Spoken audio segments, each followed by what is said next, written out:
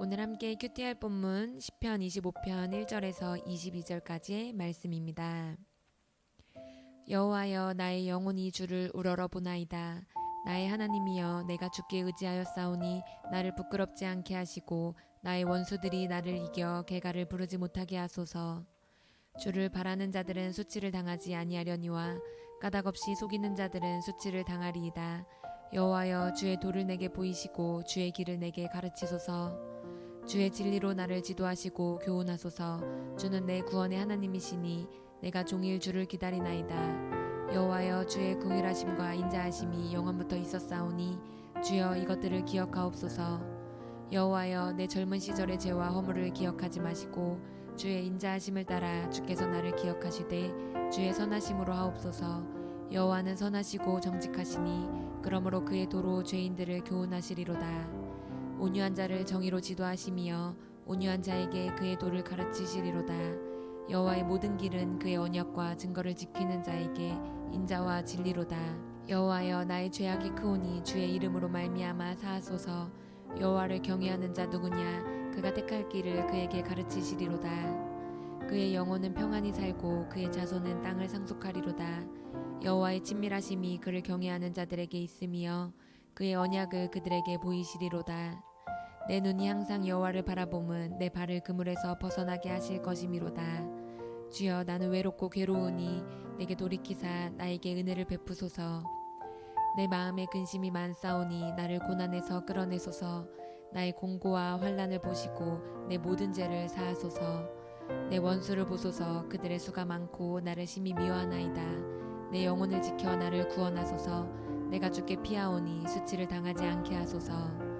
내가 주를 바라오니 성실과 정직으로 나를 보호하소서. 하나님이여, 이스라엘을 그 모든 환난에서 속량하소서. 아멘.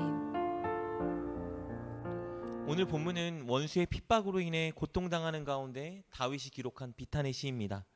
그가 누구에게 어떤 핍박을 받고 있었는지 본문의 정확한 상황은 우리가 알 수 없습니다. 그러나 분명한 것은 그는 대적의 공격으로 인해 엄청난 고난을 겪고 있었고요. 그 가운데 하나님을 의지하여 하나님께 간절한 기도를 드리고 있었다는 것입니다. 그는 먼저 하나님께 하나님을 신뢰한다고 고백하고 있습니다. 우리 1절 말씀입니다. 여호와여, 나의 영혼이 주를 우러러 보나이다. 여기서 우러러 본다는 말은 앙망한다는 말인데요. 이것은 신뢰한다는 의미를 가진 말입니다. 다윗은 자신에게 닥친 엄청난 핍박과 그 고난 속에서 하나님을 신뢰한다, 하나님께 고백하고 있는 것입니다. 왜냐하면 그는 변치 않는 한 가지 진리를 알고 있었기 때문입니다. 그것은 하나님을 철저히 신뢰하는 자는 결코 부끄럽게 되거나 수치를 당하지 않는다는 것이었습니다. 그는 이것을 확신했습니다. 우리 2절과 3절 말씀입니다. 나의 하나님이여, 내가 주께 의지하였사오니 나를 부끄럽지 않게 하시고 나의 원수들이 나를 이겨 개가를 부르지 못하게 하소서. 주를 바라는 자들은 수치를 당하지 아니하려니와 까닭없이 속이는 자들은 수치를 당하리이다. 그러나 여기서 우리가 분명히 해둬야 될 것이 있습니다. 하나님을 신뢰하는 자의 삶의 태도입니다. 하나님을 신뢰하는 자는 내 뜻과 내 감정이 요구하는 대로 선택하고 행동하지 않습니다. 하나님을 신뢰하는 자는 세상의 유혹과 세상의 가치관에 휩쓸려 방황하지 않습니다.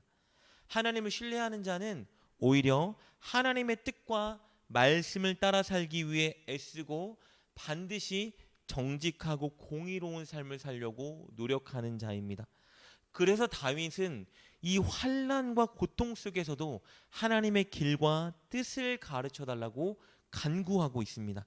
자신을 지도하고 자신을 교훈해 달라고 간구하는 것입니다. 우리 4절과 5절 말씀입니다. 여호와여, 주의 도를 내게 보이시고 주의 길을 내게 가르치소서. 주의 진리로 나를 지도하시고 교훈하소서. 주는 내 구원의 하나님이시니 내가 종일 주를 기다리니이다. 아무리 믿음이 좋고 하나님의 말씀을 잘 안다 하여도 감당하기 어려운 고난과 환난을 겪게 되면 우리는 하나님의 말씀을 통한 뜻을 구하기보다 인간적인 해결책을 간구하기 십상입니다. 감정대로 휩쓸리고 죄를 짓고 낭망하기 십상이죠. 그러나 다윗은 그런 순간에 오히려 하나님의 뜻, 하나님의 말씀을 가르쳐 달라고, 교훈해 달라고 간구하고 있습니다. 이것이 바로 하나님을 참으로 신뢰하는 자가 가지는 태도입니다. 위기 속에서 이 문제 해결에 앞서 하나님의 뜻과 말씀을 알고 그것에 순종하기를 간구하고 있는 것입니다.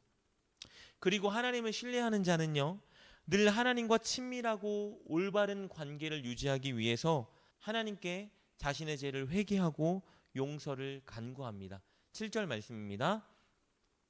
여호와여, 내 젊은 시절의 죄와 허물을 기억하지 마시고 주의 인자하심을 따라 주께서 나를 기억하시되 주의 선하심으로 하옵소서. 다윗은 지금 현재 고난 속에 있기 때문에 죄를 짓고 있는 상황이 아니었습니다. 그러나 그는 지난날 지었던 죄, 그리고 그가 혹여나 깨닫지 못하여 하나님께 회개하지 못한 죄들에 대해 하나님께 회개하며 용서를 구하고 있는 것입니다. 그는 철저히 하나님의 성품에 근거하여 회개하며 용서를 구하고 있는데요. 6절 말씀입니다.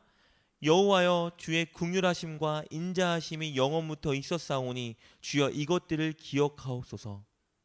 하나님은 죄인에 대하여 오래 참으시며 불쌍히 여기시는 긍휼하신 하나님이시고 또 인자하신 분, 즉 변치 않는 사랑을 가지신 분입니다. 다윗은 이 하나님의 놀라운 성품을 알고 그 성품에 의지하여 자신의 죄를 하나님께 회개하고 있는 것입니다. 다윗은 이렇게 솔직하게 그리고 진실되게 회개하고 하나님께 용서를 구할 때 하나님께서 분명히 그를 교훈하시고 지도하시며 가야 할 바를 가르쳐 주신다는 것을 확신하고 있었기 때문에 이 위기의 순간 하나님께 자신의 죄를 회개하고 있는 것입니다. 우리 8절과 9절 말씀입니다. 여호와는 선하시고 정직하시니 그러므로 그의 도로 죄인들을 교훈하시리로다. 온유한 자를 정의로 지도하시며 온유한 자에게 그의 도를 가르치시리로다. 이렇게 하나님을 신뢰하는 자, 그래서 하나님의 말씀과 뜻을 알려고 노력하며 그것에 순종하려는 자, 그리고 죄로 인해 하나님과 관계가 막힐까 두려워 늘 회개하고 용서를 구하는 자, 다윗과 같은 이런 자를 우리는 하나님을 경외하는 자라고 말합니다. 다윗은 철저히 하나님을 경외하는 자였습니다. 그는 하나님을 경외하는 자에게 하나님께서 축복하시고 지켜 보호하시며 인도해 주시고 무엇보다 친절함으로 그를 대해 주신다는 것을 알고 있었습니다. 우리 12절과 14절 말씀 연이어 보겠습니다. 여호와를 경외하는 자 누구냐? 그가 택할 길을 그에게 가르치시리로다. 여호와의 친밀하심이 그를 경외하는 자들에게 있으며 그의 언약을 그들에게 보이시리로다. 그래서 그는 이 고난의 순간에도 하나님을 경외하는 자답게 하나님께 회개하고 하나님을 신뢰하며 하나님을 바라보고 있었던 것입니다. 그리고 그는 하나님의 구원을 확신했습니다. 그리고 끝으로 그는 자신의 개인적인 이 고난의 상황을 이스라엘 공동체의 상황으로 확장해 이스라엘을 환난 속에서 구원해달라고 하나님께 간구합니다. 우리 22절 말씀입니다. 하나님이여 이스라엘을 그 모든 환난에서 속량하소서. 자신에게 닥친 고난으로 인해 근심하며 하나님께 간구하다가 이제 그 눈과 마음이 확장되어 민족의 아픔과 고통과 고난을 보게 된 것입니다. 그리하여 안타까운 마음으로 이스라엘 공동체의 구원을 위해 하나님께 간구하는 자리까지 나아가게 됩니다. 이렇게 하나님을 향한 진실된 기도, 깊은 기도는 나의 문제에서 더 깊고 넓게 나아가 내가 속한 공동체를 향한 기도로 나아가게 합니다. 우리의 기도는 늘 우리의 기도에서 멈추는 것이 아니라 공동체까지 확장되는 기도로 나아가야 할 것입니다. 오늘 다윗의 이 기도는 우리에게 선한 도전을 줍니다. 그것은 우리는 늘 하나님을 신뢰하는 자가 되는 것, 하나님을 경외하는 자가 되는 것을 추구해야 한다는 것입니다. 늘 우리의 감정과 방식대로 살다가 하나님의 도움이 필요할 때만 하나님께 간구하는 자가 아니라 늘 매 순간 하나님의 뜻과 말씀을 따르는 하나님을 경외하는 자가 되기 위해 노력해야 한다는 것입니다. 죄로 인해 하나님과의 관계가 멀어질까, 하나님의 진노를 살까 두려워하여 늘 회개하는 자, 동시에 하나님의 긍휼과 인자하신 성품을 의지하며 우리를 좋은 길로 인도해 주실 하나님을 신뢰하는 자가 되어야 합니다. 기쁠 때도 괴롭고 슬플 때도 혹은 일이 잘 풀릴 때에도 일이 잘 풀리지 않을 때에도 늘 한결같이 우리가 추구해야 되는 것은 하나님의 뜻과 말씀을 알아가려 노력하고 그것에 순종하는 삶을 사는 것입니다.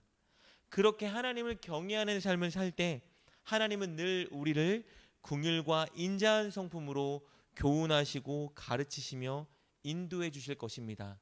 그리고 이렇게 하나님을 경외하는 자가 고난 속에서 하나님을 더욱더 신뢰할 수 있고 하나님의 구원을 확신할 수 있는 것입니다. 사랑하는 여러분, 늘 다른 무엇보다 하나님의 뜻과 하나님의 말씀을 알아가기 위해 애쓰고 그것에 순종하기 위해 노력하는 하나님을 경외하는 여러분 되시길 주님의 이름으로 축복합니다. 기도하겠습니다. 하나님, 우리가 하나님을 경외하는 자가 되게 하여 주옵소서. 도움이 필요할 때만 하나님께 간구하는 자가 아니라 늘 하나님의 뜻과 말씀을 따르기 위해 힘쓰게 하시고 심지어 환난과 고난 속에서조차 하나님의 뜻과 말씀을 구하며 순종하는 자가 되게 하여 주옵소서. 예수님의 이름으로 기도드립니다. 아멘. 오늘 말씀을 통해 깨닫고 결단한 것은 무엇입니까? 그것을 붙들고 하나님께 기도합시다. 그리고 그렇게 실천하며 하루를 살아가는 여러분 되시길 주님의 이름으로 축복합니다.